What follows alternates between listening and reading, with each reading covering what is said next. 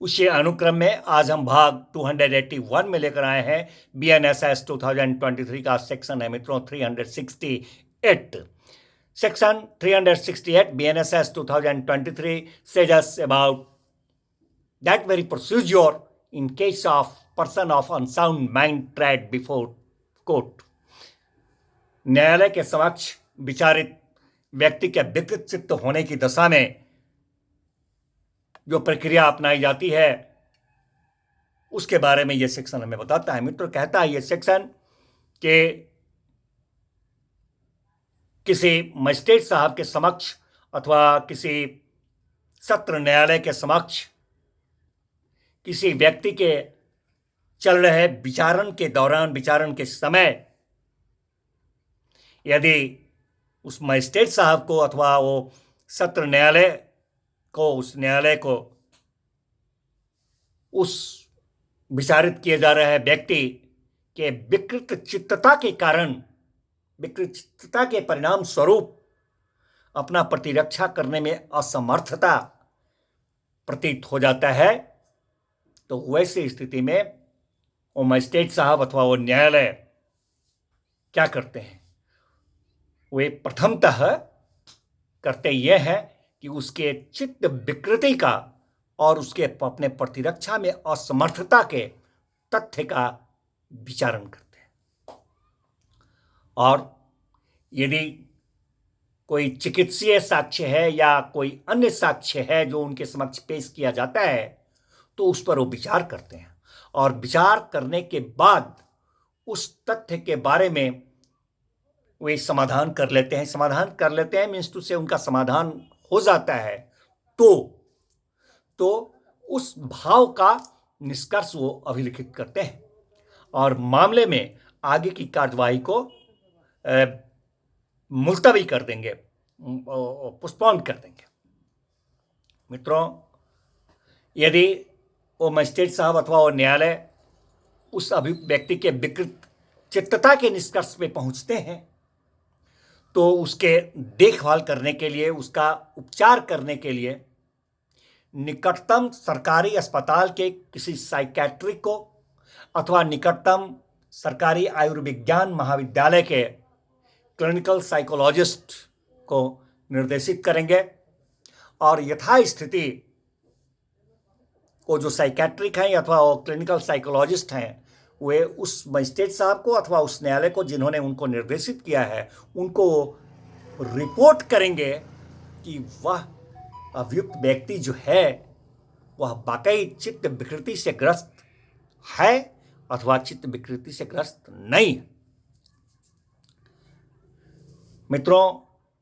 उस साइकेट्रिक महोदय के अथवा वो जो क्लिनिकल साइकोलॉजिस्ट हैं, उनके इस रिपोर्ट से अगर ये अभियुक्त व्यक्ति व्यथित होता है, एग्रीव्ड हो जाता है, तो वह अपना अपील मेडिकल बोर्ड के समक्ष कर सकता है, जिस मेडिकल बोर्ड में निकटतम सरकारी अस्पताल के head of unit of psychiatry और दूसरा निकटतम सरकारी आयुर्विज्ञान महाविद्यालय के फैकल्टी मेंबर ऑफ साइकेट्री उस बोर्ड के सदस्य होते हैं। मित्रों, कहता है ये सेक्शन कि यदि मजिस्ट्रेट साहब या वो न्यायालय को साइकेट्रिक का अथवा क्लिनिकल साइकोलॉजिस्ट का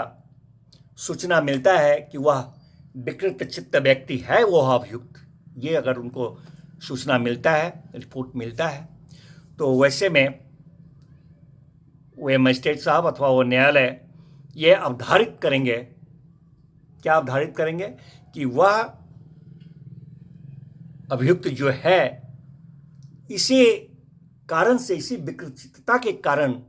प्रतिरक्षा में असमर्थ है। और अगर ऐसा पाते हैं अवधारणा करने में, डिटर्मिनेशन करने में, तो वो मजिस्ट्रेट साहब अथवा वो न्यायालय जो हैं वे इस आशय का निष्कर्ष अभिलिखित करते हैं और ऐसा करने के बाद वो अभियोजन के द्वारा प्रस्तुत किए गए साक्ष्य के जो अभिलेख हैं उस अभिलेख की परीक्षा करेंगे। उसके बाद उस अभियुक्त का जो अधिवक्ता महोदय हैं उनका सुनेंगे, परंतु उस अभियुक्त से कोई प्रश्न नहीं करेंगे,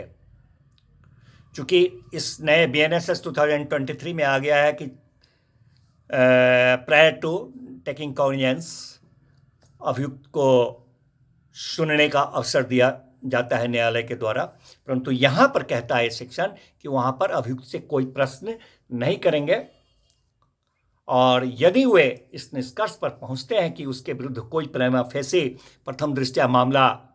नहीं बन रहा है, तो वैसे में वे विचारण को, वो मजिस्ट्रेट साहब अथवा वो न्यायालय जो है उस विचारण को पोस्टपोन करने के बजाय, मुलतवी करने के बजाय उस अभियुक्त को उन्मोचित कर देंगे, डिस्चार्ज कर देंगे। और इस संबंध में आगामी एक सेक्शन है जिस पर अभी हम लोगों ने चर्चा नहीं किया, दैट इज सेक्शन 369 BNSS 2023, जिसमें कि अभियुक्त को, वैसे अभियुक्त को छोड़ दिए जाने के संदर्भ में, तो उसका जो उपबंधित रीति है उस रीति में कार्यवाही करेंगे। परंतु यदि उनको प्राइमा फेसी मामला बनने के निष्कर्ष पर वे पहुंचते हैं, उनको यह लगता है कि प्राइमा फेसी प्रथम दृष्टया मामला बन रहा है उस अभियुक्त के विरुद्ध, तो वहां पर वे विचारण को तब तक के लिए मुलतवी, पोस्टपोन कर देंगे। यहां पर डिस्चार्ज नहीं करेंगे, अगर बन रहा है तो वहां पर मुलतवी करेंगे तब तक के लिए, जब तक के लिए वो साइकेट्रिक अथवा वो क्लिनिकल साइकोलॉजिस्ट उस अभियुक्त के उपचार के लिए, उसके देखभाल के लिए जो अपेक्षित समय बताया रहेगा कि इतने दिनों में उसका उपचार, उसका देखभाल, तो उतने दिनों के लिए साइकेट्रिक, क्लिनिकल साइकोलॉजिस्ट के बताए अनुसार उतने दिनों के लिए उसको मुलतवी कर देंगे, उस विचारण को पोस्टपोन कर देंगे। यदि वो मजिस्ट्रेट साहब अथवा वो न्यायालय प्रथम दृष्टया मामला बनने के निष्कर्ष पे पहुंचते हैं और वह बौद्धिक दिव्यांगता के वजह से प्रतिरक्षा में असमर्थ है ये पाते हैं, तो वहां पर बौद्धिक दिव्यांगता के कारण अपनी प्रतिरक्षा करने में असमर्थता इस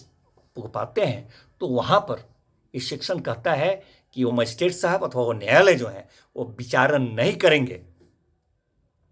वो विचारण नहीं करेंगे और आदेश देंगे कि अभियुक्त व्यक्ति के संबंध में सेक्शन 369 BNSS 2023 जो है उसके जो उपबंध हैं उसके अनुसार कार्यवाही की जाए। धन्यवाद मित्रों, मिलते हैं फिर नेक्स्ट भाग में नेक्स्ट सेक्शन के साथ।